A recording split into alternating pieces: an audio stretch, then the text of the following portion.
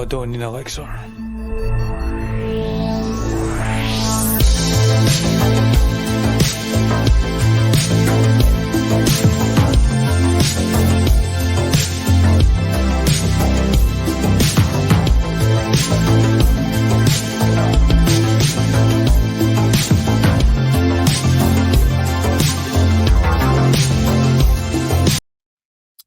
From Glasgow, Scotland, welcome to the Caledonian Elixir.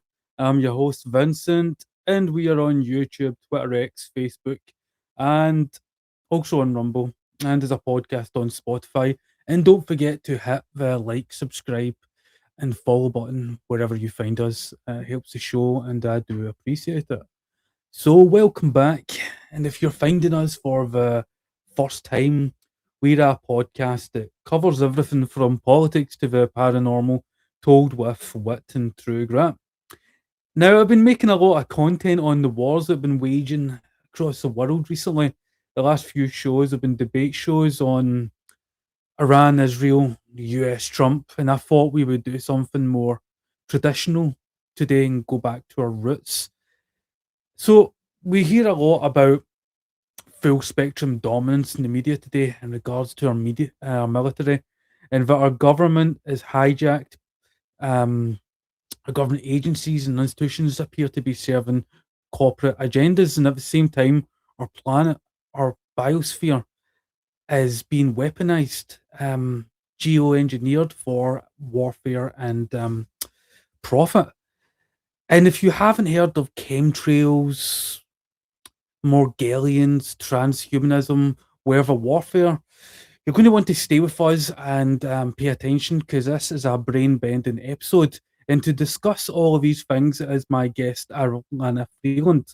Elana is an author, lecturer, and researcher into geoengineering and electromagnetism and other related subjects. So without further ado, Elana Freeland. Hello, Elana. How are you doing today? Let me see if I can get situated here. Okay. Well, hopefully we've got the gremlins out of the system and we can hear each other better today. So it's good to have you on. Now, I recently reread your book, Chemtrails, HARP, and the Full Spectrum Dominance of Planet Earth, just to refresh my knowledge on the subject. But before we get into the weeds, can you break down your background for the audience, for myself, and how you became interested in this subject? Right. Well, that book that you reviewed, I wrote that in 2014. That was the very first book I wrote on geoengineering. And what had happened for me is I was writing a whole series of books about America and what had happened to it since John F. Kennedy's televised assassination happened in 1963. I had had tea with Kennedy in the Rose Garden, along with 99 other boys and girls who were at something in the States called Girls Nation and Boys Nation. Bill Clinton, when he was president, talked a lot about that time at Boys Nation. I never met him, but I too remember that day when Kennedy stood up and was talking with us, and it had a profound effect on me. So that when I got older and realized that the CIA had been involved in his assassination and that many other corporate types had been involved as well, plus the Operation Paperclip Nazis, etc. I really wanted justice, and the justice I wanted was not a court justice. It was because I knew the courts were fixed and criminal, but I wanted justice for myself. And so I began to research into what had happened to America since the end of World War II, actually, 1945, and then on all the way to Kennedy's assassination. And now here we are many years later. And people always think that history is the most boring topic you can possibly study in high school, but it really isn't. It's just that I don't think we get the right history. We don't get the true history. And that's where it becomes very, very interesting when you see all the different causalities, the different groups involved in subverting a nation like the United States, which is very large, landmass wise and population wise. That was the very beginning, and it was about 2005 when I met the scientist Clifford Carnicom at a breakfast in Santa Fe, New Mexico. And we started talking about his research into the precipitation he was collecting from the jets flying over northern New Mexico. That there were trails coming out the back of the jet that were not condensation trails, but were chemical trails. How did he know that? Well, chemicals have a certain signature when they are present in something. So he knew that what he was seeing was really not contrails, but was something else. And he Right, was you're moving on to what was going to be my next question. What is the difference between chemtrails and contrails? Because it's something I've asked myself. So what you're describing is this was something of a catharsis to you, that you became interested in this because you felt you wanted justice for yourself. Well, it was the next piece of the puzzle that showed itself. I had files on 100 things about America in order to find out what had happened. I didn't really know the causes, but this was the geoengineering file, which was really just chemtrails at that point. I didn't even know the term geoengineering. And this would have been 2005. I had collected some data, and now I had a scientist who was tracking exactly that and collecting precipitation coming down from the jets and analyzing it chemically and under his microscope. So we began to work together, and I certainly I didn't know it would lead to taking over the next 20 years of my life. I'll tell you that. I had no idea. I'm a bit of an obsession. Say it again? Become a little bit of an obsession for you. Oh yes, because it was not very long before I had put together. I'm pretty smart. My father, unfortunately, was a U.S. Navy intelligence scientist, and he was particularly expert in inorganic chemistry. So I'm sure he was working on some of these very top secret projects that I have come across while I've been researching.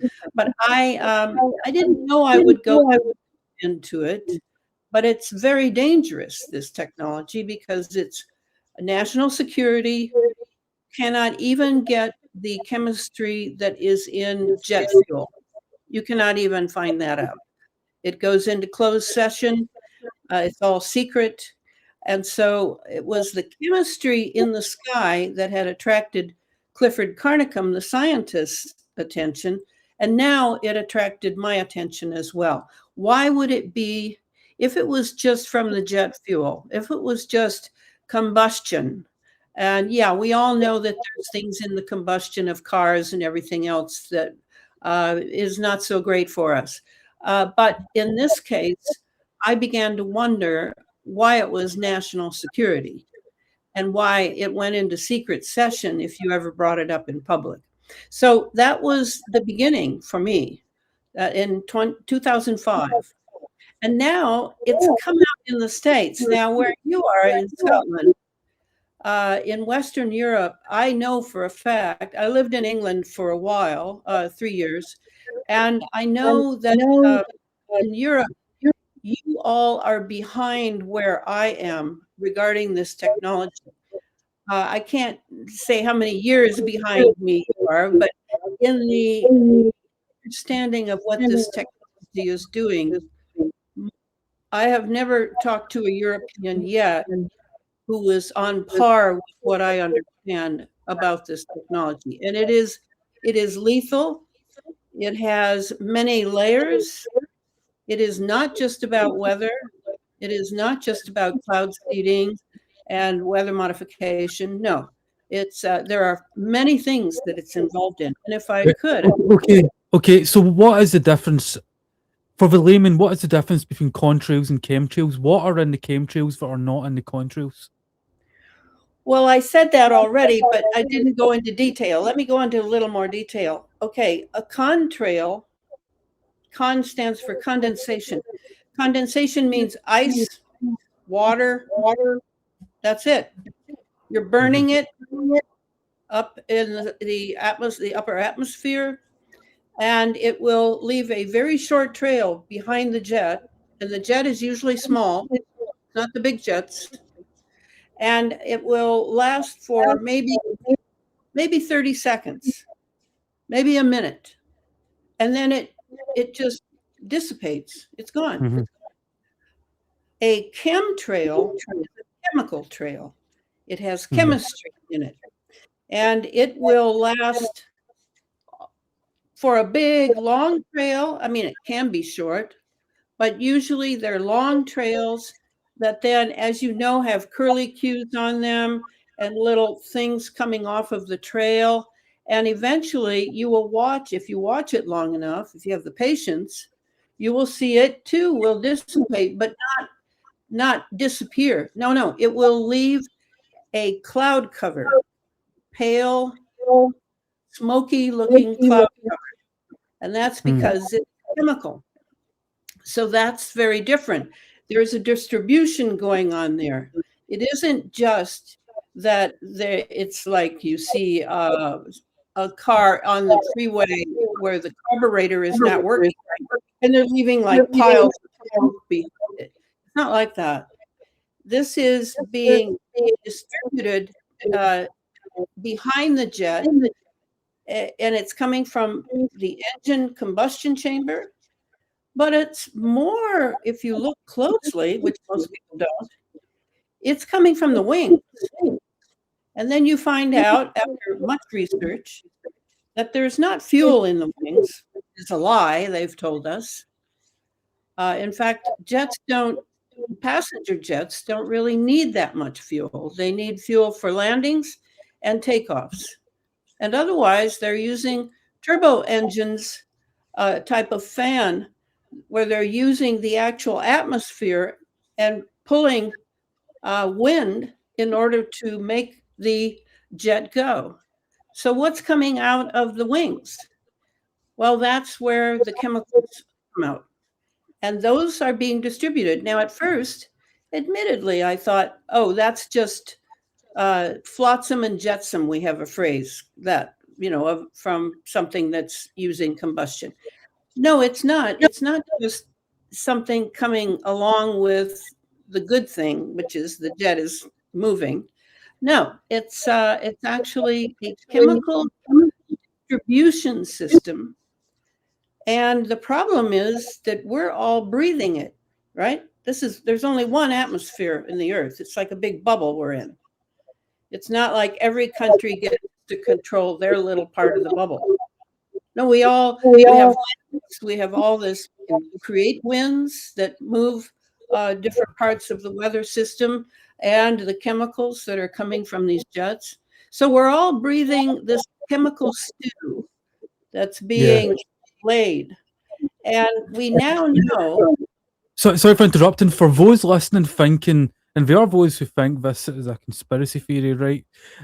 For those who are listening who think this is a conspiracy theory, Prime Minister Starmer, the Prime Minister of the UK, announced a 50 million in funding for research into solar geoengineering involving measures for mitigating climate change last summer in the UK. And this included seeding our sky or atmosphere with reflective particles to cool the nation. So this has been published. It's very real. And again, it's not just the UK government, but the UK government Advanced Research Invention Agency that is embarking on this. The Chinese government announced in 2021 that they spent billions on cloud seeding to mitigate the weather. So, and then you've got what was in your book that I read, Project Cloverleaf seeding the atmosphere in the US and Canada. So, if this is very real, and the skepticism of those who still believe that this isn't actually occurring, it's mind-boggling. It's more, why is it occurring? And that's what you were alluding to there. Why is it taking place? So, if you just continue, please. Well, yeah, no, let's stop. Let's do that regarding why is it taking place. Well, there was a fellow who came out with a statement, a very important fellow. This was before it became top secret, and you can't get anything out of anyone. Is that Simon Norton? Mark Anderson. He was an aerospace and defense expert working for Booz Allen Hamilton in Chicago. Booz Allen Hamilton is a really big military contractor. Weapons production, weapons of mass destruction, DEWs, directed energy weapons, you name it, they make it. And Matt Anderson said in 2006, I believe this is from, let me read it, it's very short. But this is what geoengineering really is. Okay, let's listen very closely, because it's not just about cloud seeding. It's far, far, far from just being about cloud seeding. Matt Anderson says, few in the civil sector fully understand that geoengineering is primarily a military science and has nothing to do with either cooling the planet or lowering carbon emissions. While seemingly fantastical, weather has been weaponized. At least 4 countries, the US, Russia, China, and Israel, possess the technology and organization to regularly alter weather and geologic events for various military and black operations, which are tied to secondary objectives, including demographic, energy, and agricultural resources management. Indeed, warfare now includes the technological ability to induce, enhance, or direct cyclonic events, earthquakes, drought, and flooding, including the use of polymerized aerosol viral agents and radioactive particulates carried through global weather systems. Various themes in public debate, including global warming, have unfortunately been subsumed into much larger military and commercial objectives that have nothing to do with broad public environmental concerns. These include the gradual warming of polar regions to facilitate naval navigation and resource extraction. Okay, so that's from one of the insiders who decided to speak out when he was no longer serving in that position. So let's be really clear. I've written 5 books now on geoengineering. Did I know years ago? I mean, I've been a writer for a long time, but did I know I would be writing this many books about this? I mean, what happened for me was each book from 2014, the first one, Chemtrails, HAARP, and the Full Spectrum Dominance of Planet Earth, would give birth to a whole bunch of things that I would suddenly discover by having studied for that book. And I would then be writing another book, the second one being Under an Ionized Sky, from Chemtrails to Space Fence Lockdown. And then that one would suddenly reveal something else. And meanwhile, I'm looking around like, where are the other books that other smart people like me are writing? Well, there was you'd allude to your colleague friend Clifford Cornicum, and I remember a quote from your book quoting Clifford, saying aerosol operations represent a mitigating influence on the global warming problem is a complete facade. And Yes. there are so many people who argue this as an effective measure to mitigate climate change, but it doesn't make sense when you consider how climate change and global warming has just gotten worse through the last few decades during these Right. mitigation efforts. Right. It isn't just happening because of our cars and things. That's the story from 2015 when they had that big conference in New York and got all the nations of the world to sign on the dotted line that they would pay for carbon credits. They blamed carbon. Carbon is not the culprit here. The culprit is the military and the military's use of this technology. And the name of it is exemplified very well by the biggest one, which is HARP. That's a wonderful acronym, High Frequency Active Auroral Research Project. And what HARP is an ionospheric heater. There are other... Sorry, before you get on to the description of what HARP is, I wanted to actually play a quick clip related to HARP. It's only 10-15 seconds long. So just let me play this clip first. It's it's a ionospheric heating system in the UK. HARP facility in Carpaldwy, Aberystwyth, Wales.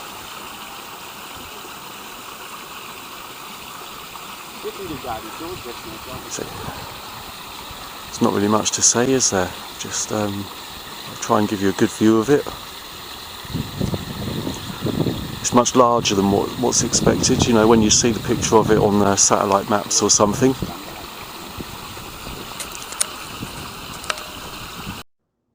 So, as you were saying about HARP, what is HARP, and is HARP still operational? And there is more than one ionic array. That's one in the UK, for example. So, yeah, continue about HARP. Yep. Yes, the disinformation came out in about 2013 when they succeeded in what they had really wanted from HARP. HARP is an ionospheric heater, but it's a unique one. It's not like the others, not like the one in Wales. It has much more power, much more capacity for power because the types of antennas are geared to make rays, to make beams of massive energy. Yeah. So it's a weapon. It's a weapon system. But it has many, many attributes for military use. And the one in Gakona, Alaska, which is the one that I primarily wrote about, it was able to take control of, and this is hard to believe, I realize it all sounds like science fiction to some people, but it was able to take control of the ionosphere, which is a bubble around the Earth. It's the very first bubble. After you leave our atmosphere, you will be in the ionosphere. And then above the ionosphere, eventually will be the magnetosphere. And that's very big. And that protects us from solar radiation. But the ionosphere is filled with ions and electrons. And the DARPA, are you familiar with that acronym? Yes, DARPA is the research arm of the military and the CIA, both together. And DARPA was able to create this wonderful ionospheric heater called HARP that has significant weapon capacity beyond. In fact, I would go so far now, 5 books in, I've been studying this stuff a long time. I would say that it makes the atomic bomb look like child's play. This is a tremendous weapon system because it has so many different versatile abilities. And Can you give me an example where you think HARP's military applications have been used? oh, they're used every day. Okay, so I'm trying to think in Scotland, what would you have seen? We have many weather events here that are extreme weather, they're called. Floods, geoengineered fires. We have fires that completely wipe out an entire landscape of thousands of acres. We have floods, we have droughts, we have volcanic eruptions coming out of nowhere. All of these are HARP generated. They're all due to the ionospheric heater and the ionosphere that is now controlled. So it's using a type of energy called scalar energy. That is not the same thing as electromagnetic energy. It is a type of energy that can go through matter. And it actually is natural. It's a natural energy that can be induced to become electromagnetic, and they have been able to use this scalar energy for destruction. So if I could read my little list here to give you an idea of what it's doing on the various levels, and then we can go from there. Is that okay? Okay. First, it's weather engineering. We've been talking about that.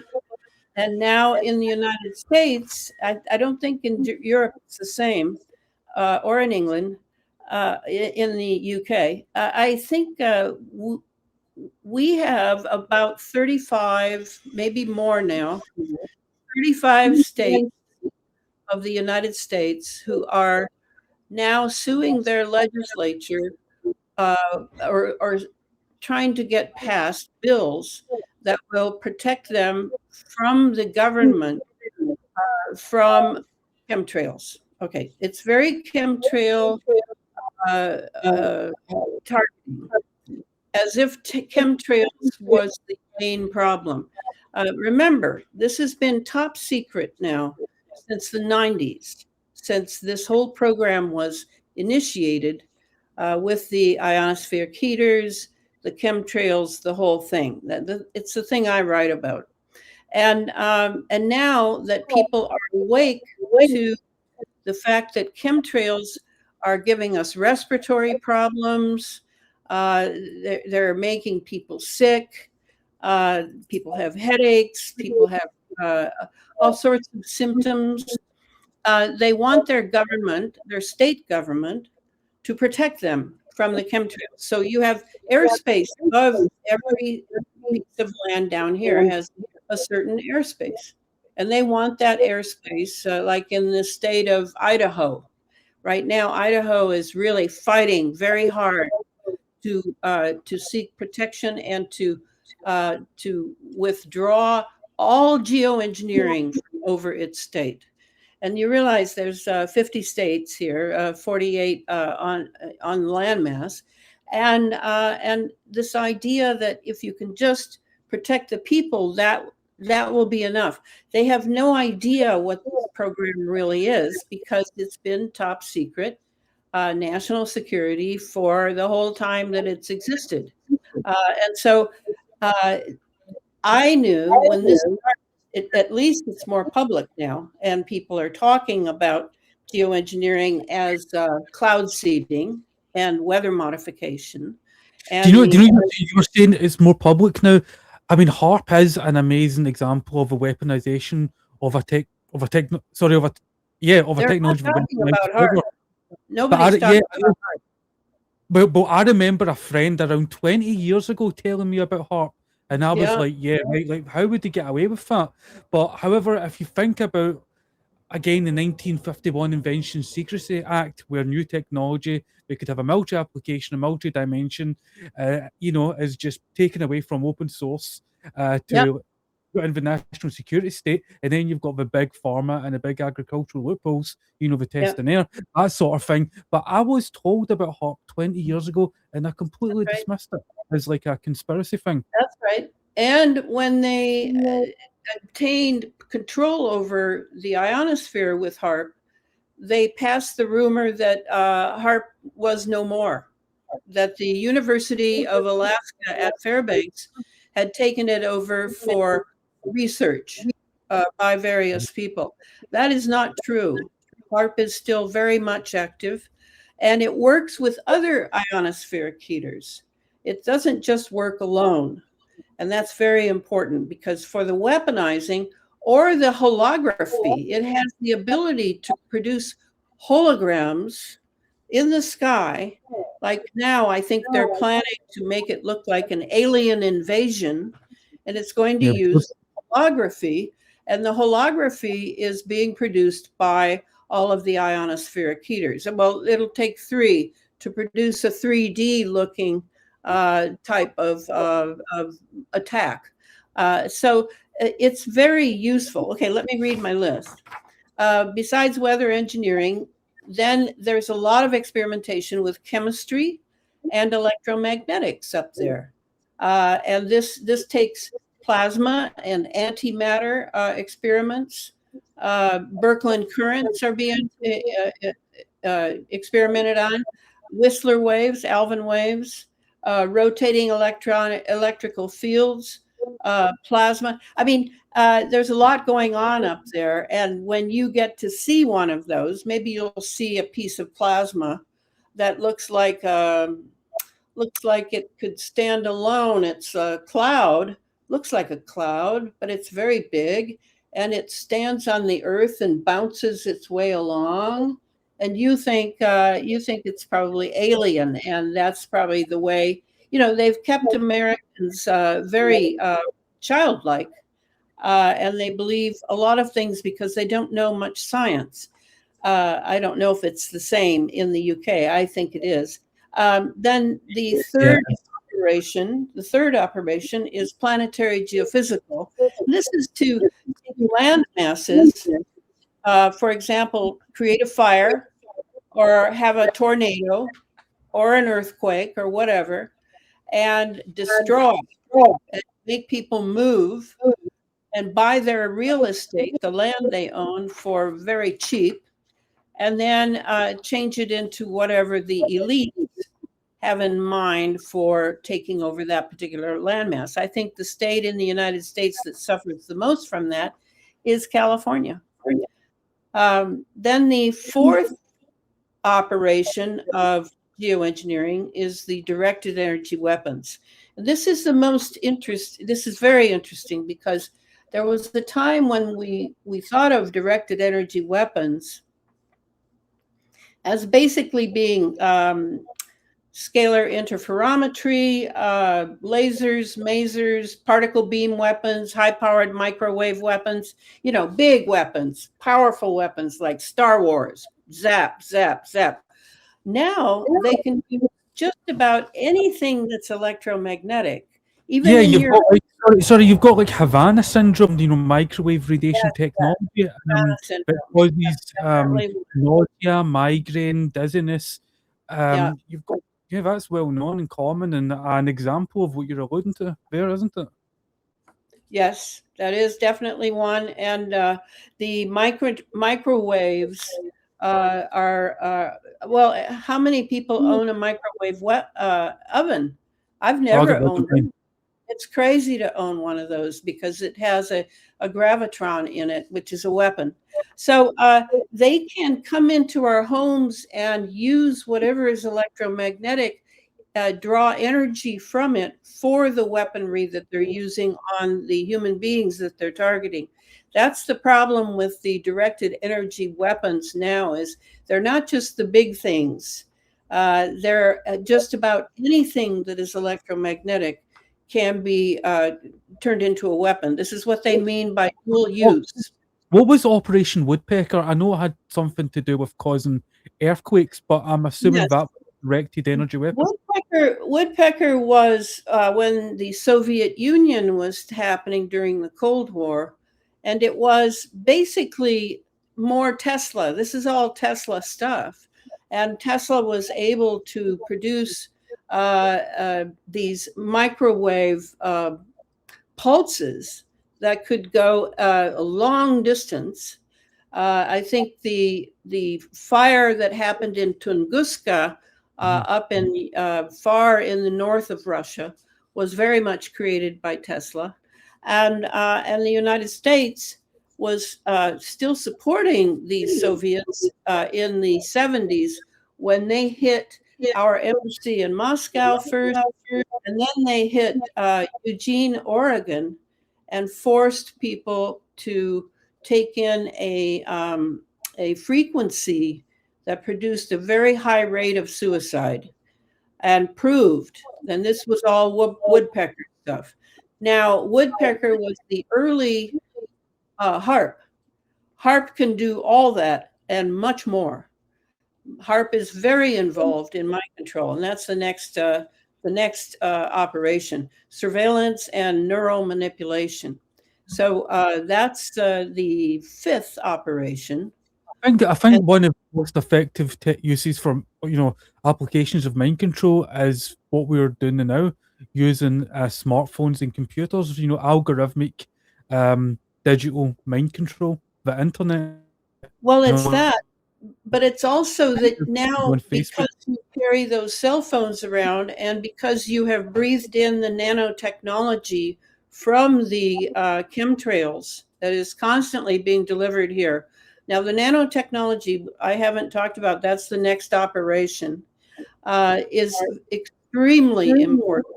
We have all, they're very nano, a nano is 1/1000th of a meter.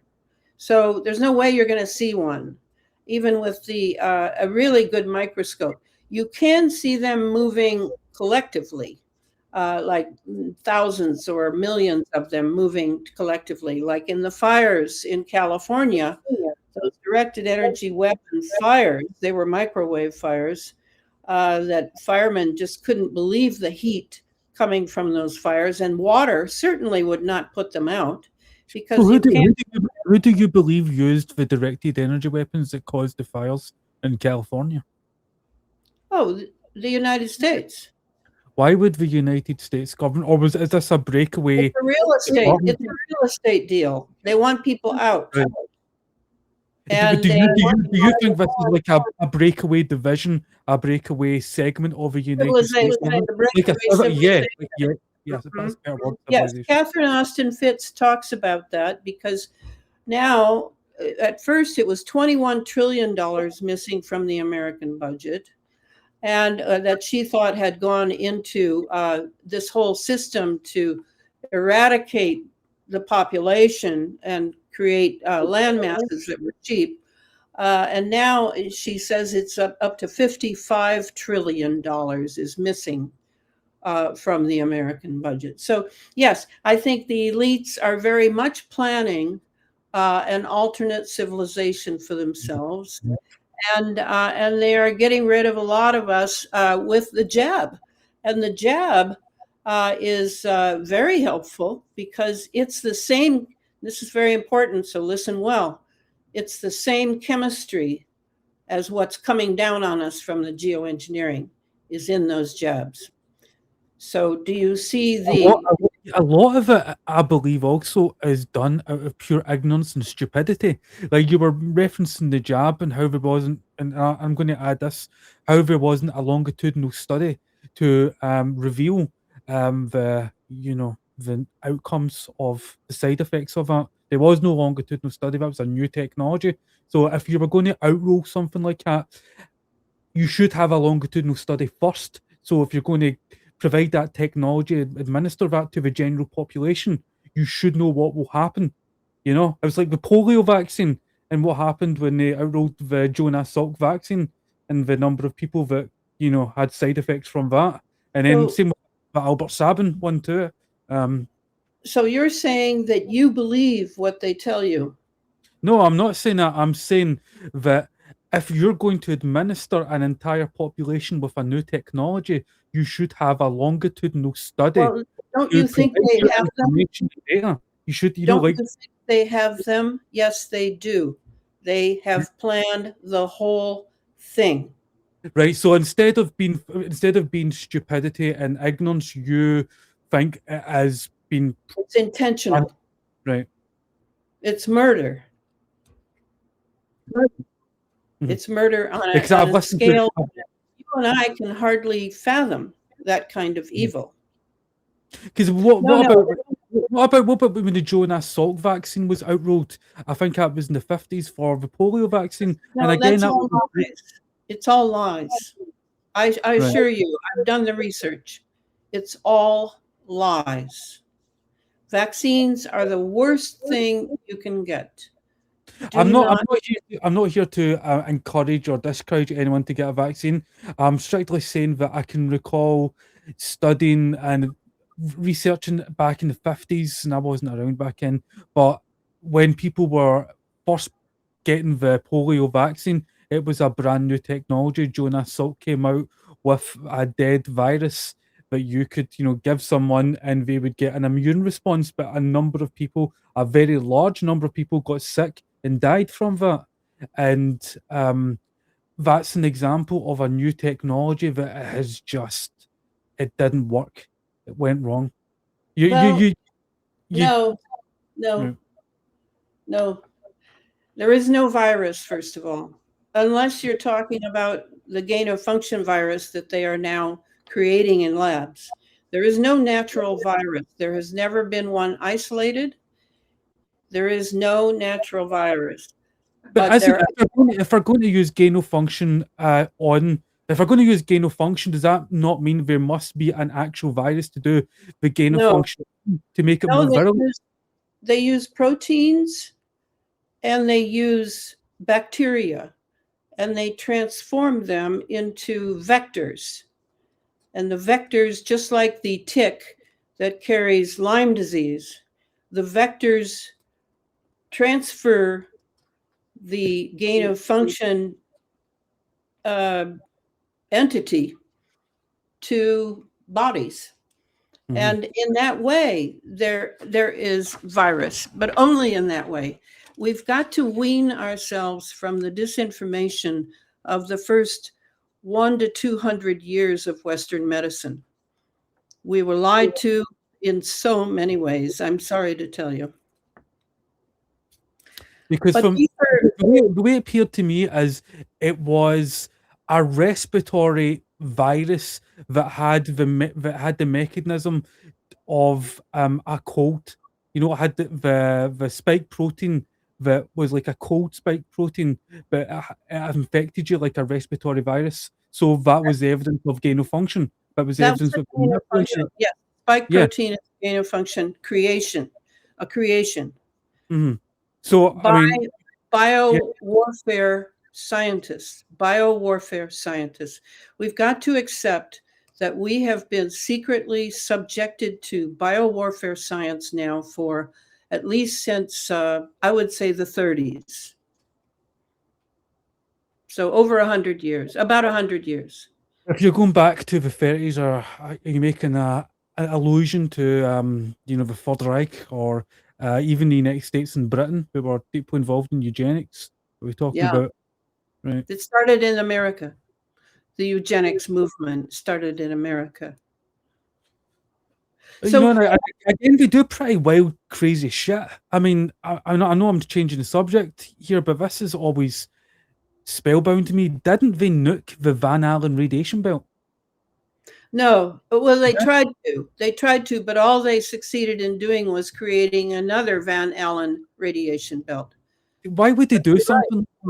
Why would they send nuclear weaponry into our? Because they can't get any human beings through the Van Allen radiation belt, so they wanted to burst a gateway out of the planet so that they could have their space program from the way they were thinking then.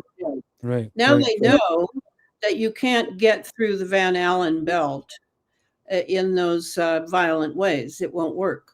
So what are they going to do? Well, they're going to create a transhuman now by changing our equipment, changing our circulatory system, our nervous system, and replacing those with synthetic and artificial. That's what my synthetic biology book is all about, of how they do that. It's all self-assembly, self-replication, and self-healing. And we will then be basically not human anymore. We will be for a while hybrid humans, but then what they want is they don't want any humanity in the final product. And then those beings will be able to go through the radiation belt with no problem. Do you know that's like I recently read a Lovecraft story. Yeah, it's like Lovecraft. I can't remember what it's called, but that was the plot of the Lovecraft story. Where, you know what, I don't want to get into it because I can't recall the name. Listen, I want to play a short clip, and I would like to get your feedback on what this member of the government. Are we all done now? Are we done? No, I want to get into the transhumanism thing too. I was wanting to save that to the for the end of the show as the last question, because yeah, I'm really fascinated about they make it. I haven't finished my list yet here, Vincent. Right, okay, let's go for the list. Okay, I have only 2 more things, but they're quite interesting. Now, the last one I did was surveillance and neural manipulation, which is mind control. And probably the very best person to study the mind control that's coming from satellite. Now, you know, Elon Musk now has, I can't remember, I think it's 60,000 CubeSats up there that are now connected to all of the vaxxed people as they follow them, because they're all experimental and they're improving the transhuman program as they go, as they find out what happens with what and who, and that the fact that people now are on a leash, an electromagnetic leash, leading to a satellite, a couple 100 miles up, if indeed that's even true. I doubt everything now. I doubt everything. All the numbers. Do you believe in shedding? Do you think that's a real thing? Well, I'll get to that. I'll get to that. Yeah, just give me a minute. I love your enthusiasm. As soon as you say something that's interesting, I just need to jump in, you know. I know. Very childlike. Very childlike. Oh, you called me a childlike. Thank you. I didn't say. You know what? I'm going to hold my tongue and just let you go on then. Okay. So this leash of the vaxxed. Now, I'm not vaxxed, I can happily say. But the people who are vaxxed are on an electromagnetic leash to the Elon Musk and others. Amazon's satellites are up there. It's so crowded up there, it's unbelievable.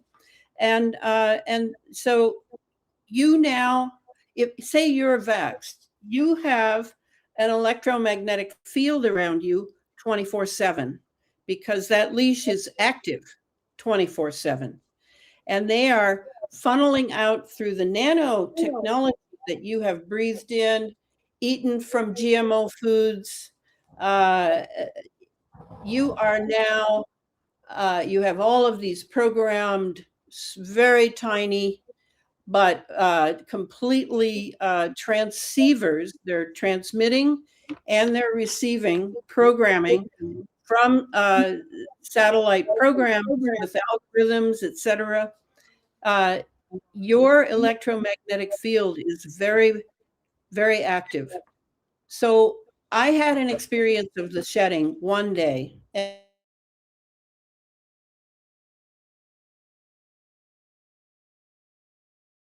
Shedding. No, it is not contagion. It is not viral. There is no virus that is, or not even the spike from your breath or your saliva or whatever. No, what's happening is you have an electromagnetic field around you now, so that if your field is affected by one of the vaxxed people, And it has to be geometric, like a triangle, like a triangulation of energy, or something like that. Perhaps a square too. I don't know about that. So I was in an an eyeglass shop, asking the proprietor, a woman, about her if she tested eyes, and her mother was there, and the mother decided at a certain point I was doing fine, and then she moved around her daughter's desk and came over to the right side of me, so that now it was a perfect equilateral triangle among the three of us, the woman and her mother and me. And immediately I felt like I was going to throw up. Immediately I felt woozy. And I knew what was happening. I knew that it was the electromagnetic field and that I had to get out of there. So I backed up toward the door. I thanked them profusely for being very nice to me and said I had to go. And as soon as I walked outside, I felt immediately better. So it's electromagnetic is what the shedding is. Does that mean it's fake? No, it's very real. But you have to know it's electromagnetic. It has nothing to do with contagion. You're in their field. They're in your field. The two fields are in conflict. And so when you're around people, if you are not vaxxed and you are around people who are vaxxed, you must be very aware that in a way, you are two different species now. And you are operating off of a different relationship to electromagnetics. Okay, so Elana, the next item, just for the timing of the show, because there's a couple more questions I'd like to ask after this one. Okay, so the sixth operation is the digital biology. Everything's digital now. They're changing all of molecular biology to digital. What that means is they don't need to have substance anymore. All they need is the frequency of the substance that they can then digitize and send by computer, by cell phone, by satellite, and you will get sick. You will have symptoms. So this is very serious. Digital biology is not. I get sick around technology a lot. I suffer from a migraine, chronic migraine, and use many different types of medication treatment. I've also done transcendental meditation, hemispherical synchronization, all this different stuff to try and get out of myself, get out of my body in a way to transcend pain. You're right in the sense that what seems to work the most is when I get away from the technology. Yeah, right. Funny thing about that. So you have to deal with the technology. None of that. There's no transcending it. You have to deal with it. So let me finish this. Okay, the sixth operation of geoengineering is digital biology, nanotechnology, and transhumanism. And I've got all three of those together because they all work together. And then finally, and that's what my book that is coming out soon from Inner Traditions, as soon as they do the editing, that's what it's about.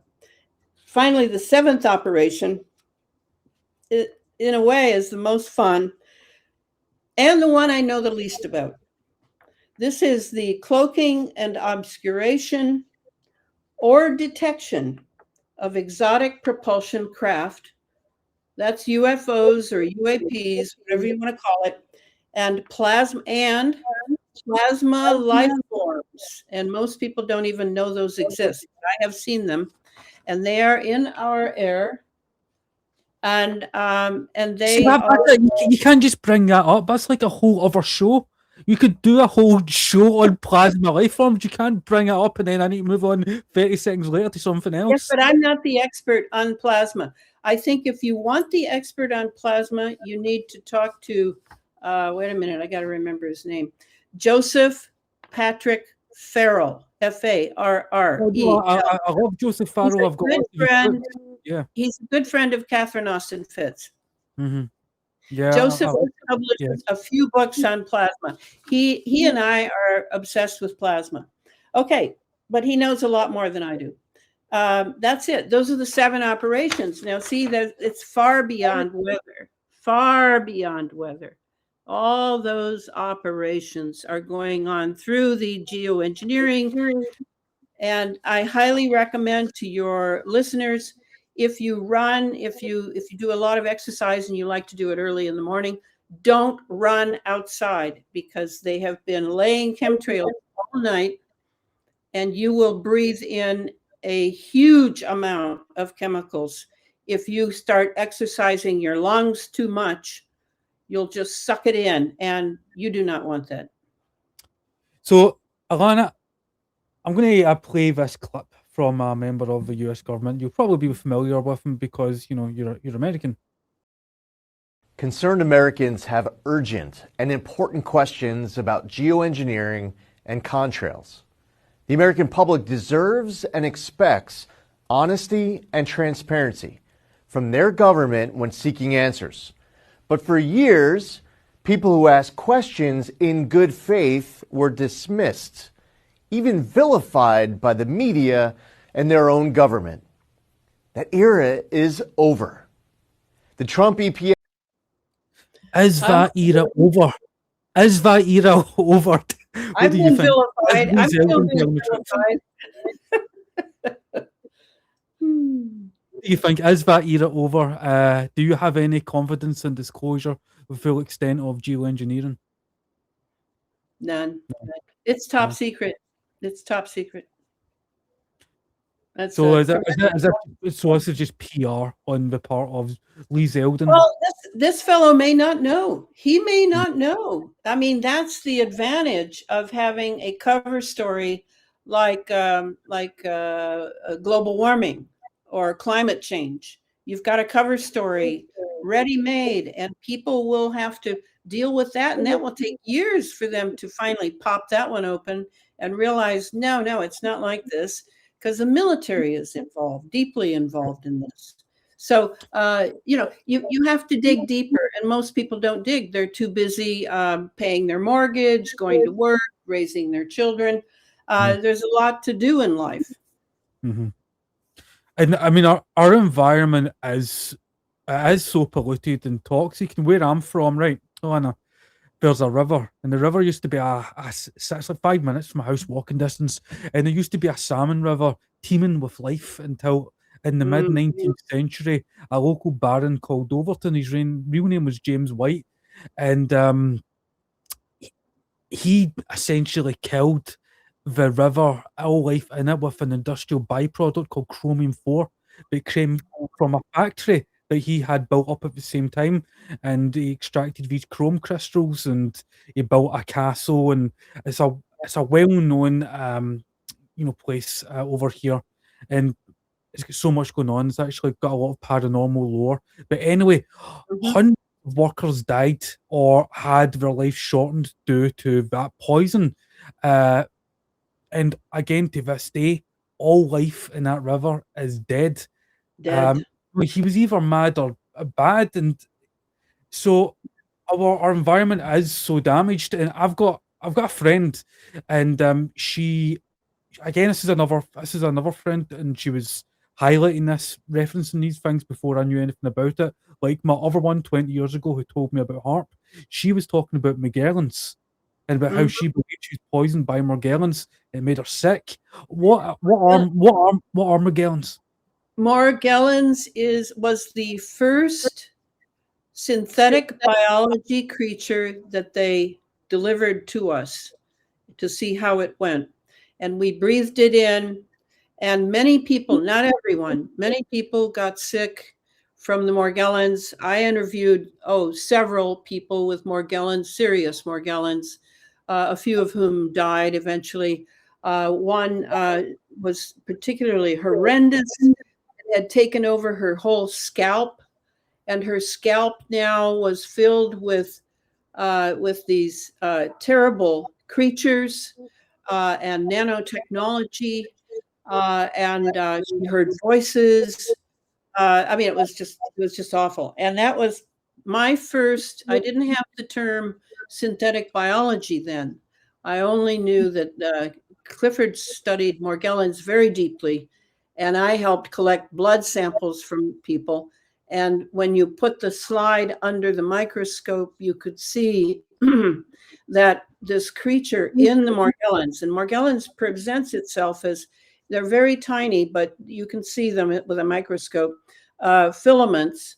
And if you can break open the filaments, either chemically or methodically, you'll find several organs inside.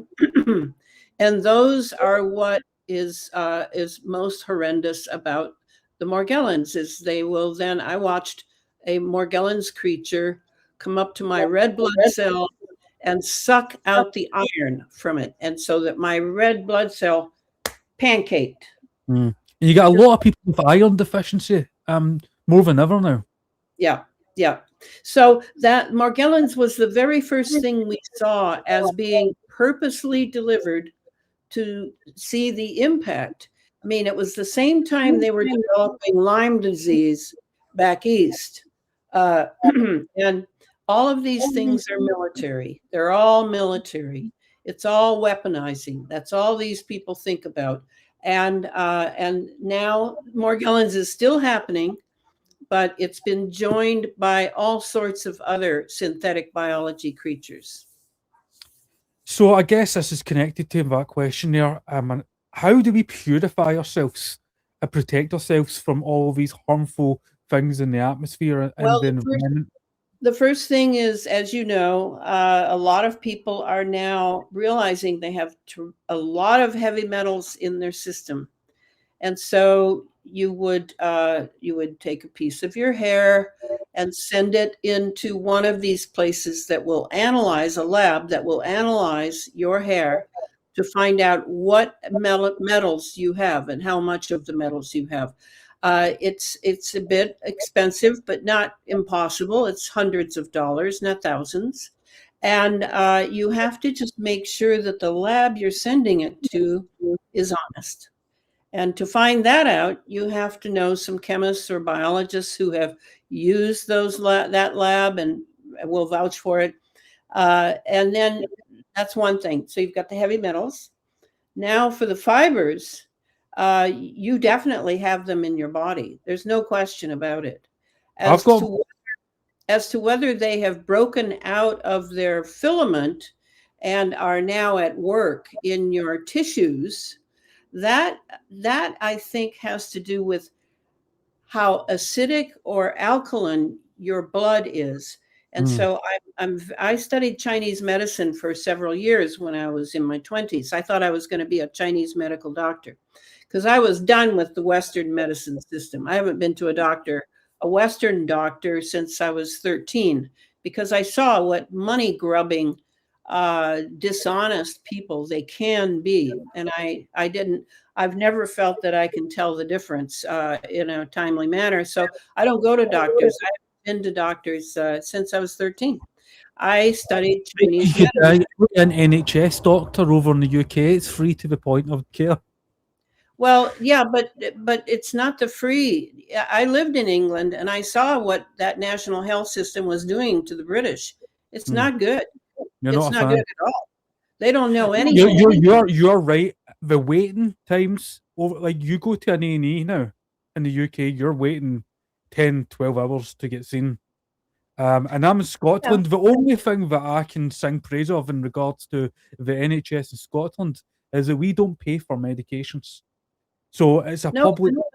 But all of that has to be, in my opinion, you have to throw all of that out. It can't be trusted. It has nothing to do with health. Nothing. You have to take your health up by yourself. You can't expect an organization to give you health or to help you take care of your health. You can't expect that. It's an organization. Its main agenda is to survive and make profit. That is true. You are ultimately responsible for your own health. However, Yes, when I was a child, I'm not really responsible for myself. When I was 8 or 9, I'm a kid, and when I come down with a condition like epilepsy, and I start seizuring really bad, and then the NHS provide me with a medication, stops my seizures. What am I supposed to do? Stop using the medication?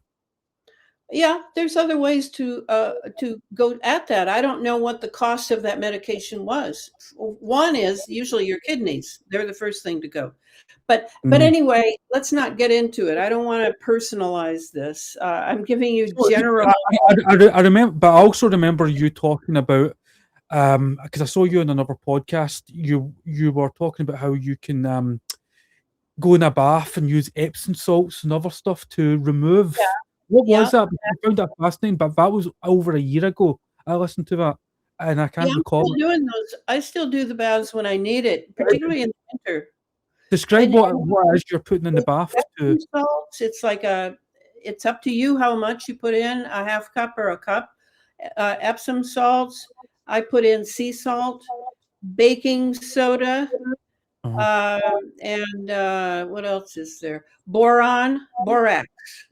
We have it here in the States called borax. It's boron.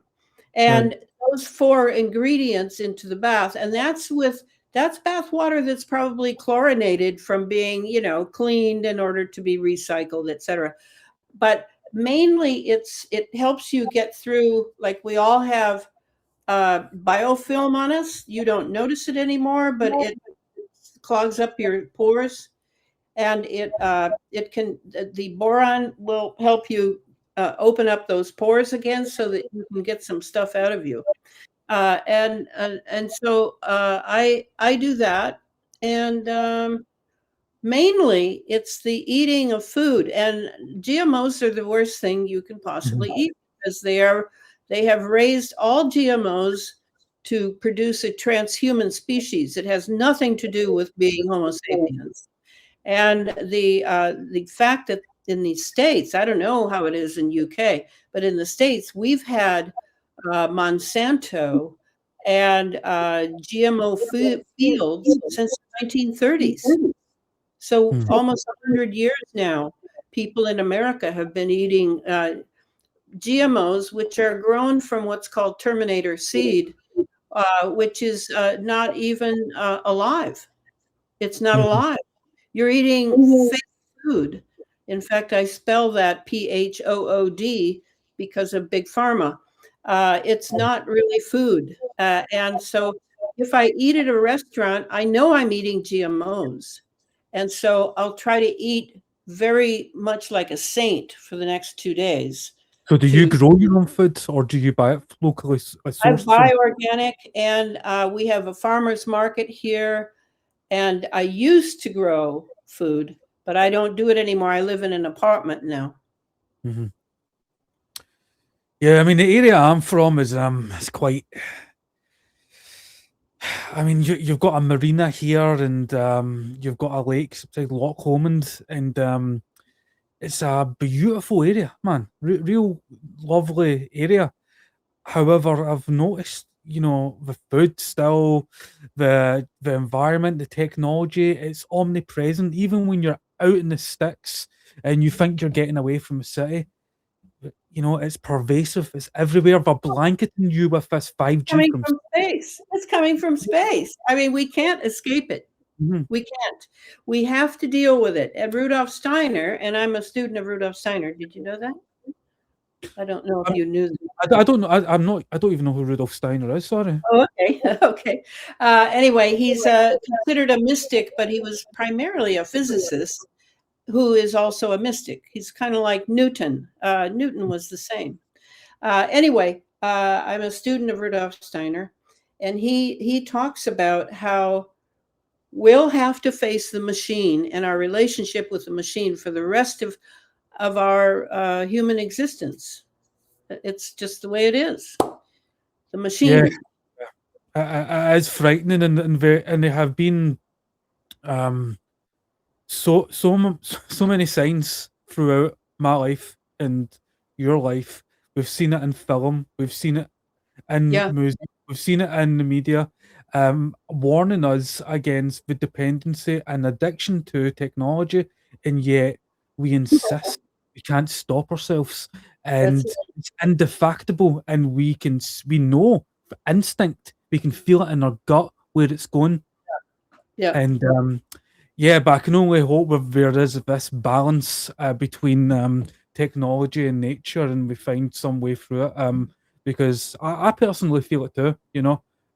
It's affecting me, and I'm sure there are many who are going to listen to this who will be nodding their heads with a lot what we've said, and whether it's Morgellons or harp, and they know about it.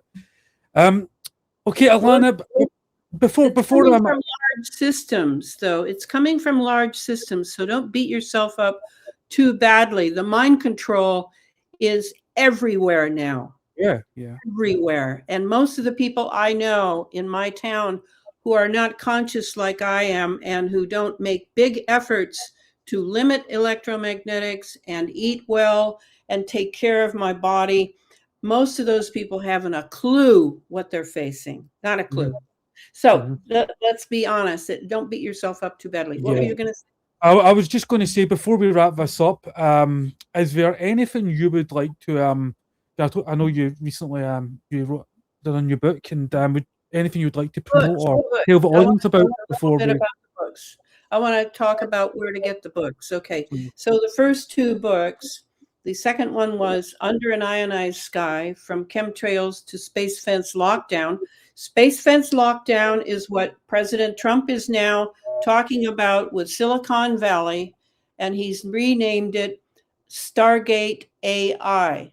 That's what it is. We are all plugged in to Stargate AI, Space Fence Lockdown. And that means our nervous system is plugged in. It's indisputable.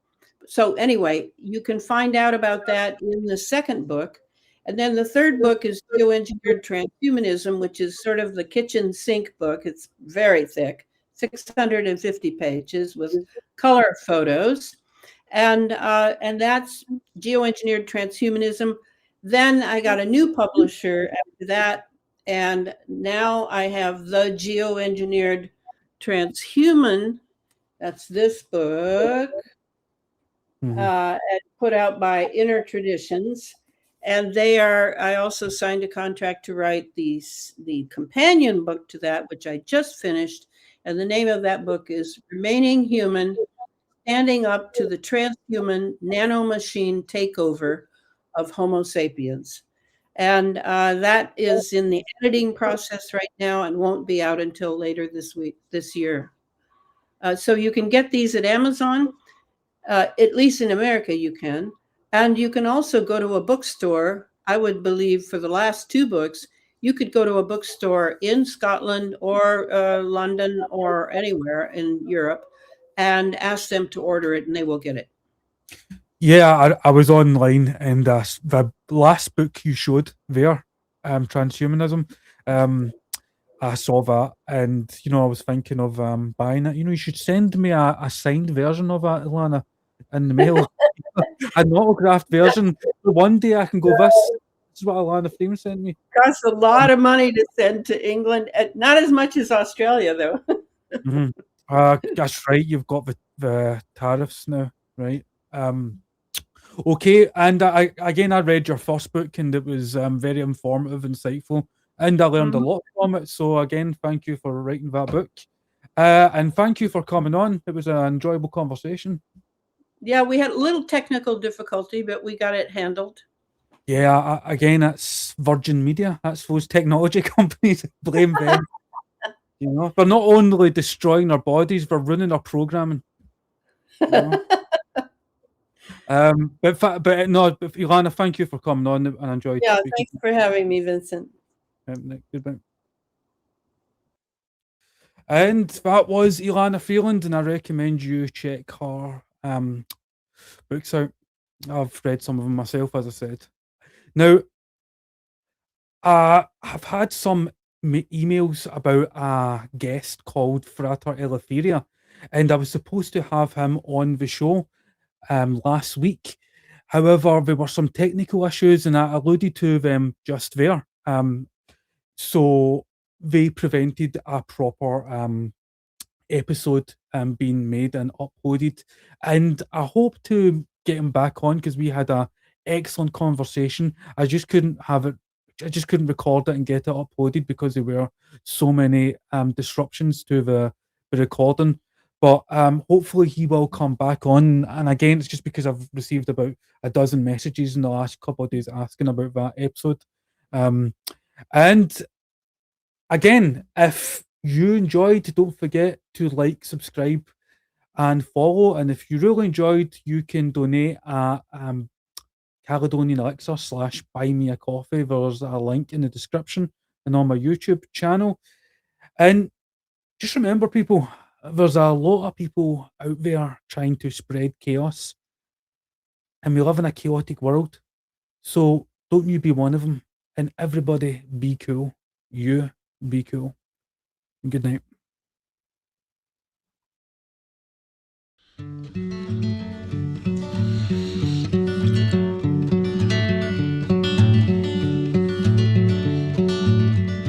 Gold pressed platinum, slip strips and bars. If you ever find some, you can lose it in quartz. Get a Ractogino, spin the double wheel. Order a black hole, just depends how you feel. Yeah, it just depends how you feel. Gold pressed platinum, you know it's a gas. Mom vomits it up into a tiny little glass. Liquid platinum, more you amass.